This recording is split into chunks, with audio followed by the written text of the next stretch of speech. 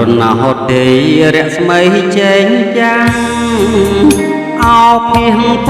មានស្រស់ណាំងដីព្រះត្រពាំងជាទីស្នេហាដែនដីល្អស្រស់សម្រងធម្មជាតិលឺថ្លាឲ្យចិត្តខ្ញុំពេញដោយប្រាថ្នាស្នេហាភក្តីតំបន់ទេសចរបវឆាតខាយល្បីឈ្មោះពីរោះសុខសាយទិញស្គៀបទាំងឡាយគួរឲ្យមេត្រីកតនីយមពីរោះមានឈ្មោះថាគូស្រាំងស្រីជា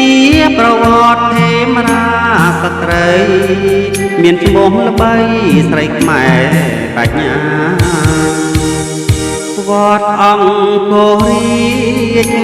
បុរីស្រាំងស្រីដឹងច្បាស់សូមជួយប្រកាស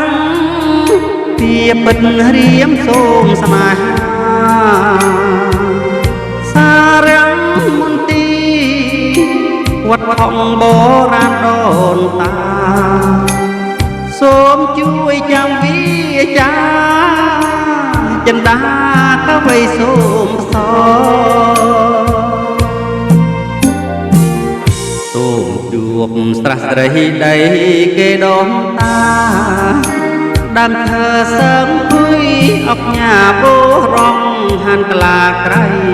បន្លងខ្ញុំសូមស្នេហ៍ស្និទ្ធចង់បាននៅចិត្តសាសងសូមឲ្យបានដូចក្តីបំណងរួមស្នេហ៍ស្នងក្នុងហត្ថថា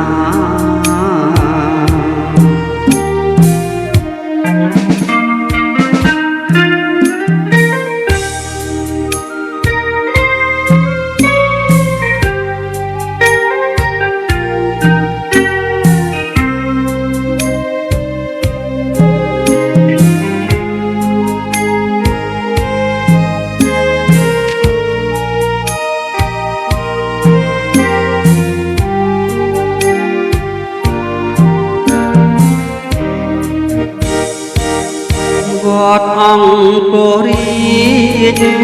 បុរីដឹងស្រះស្រីច្បាំង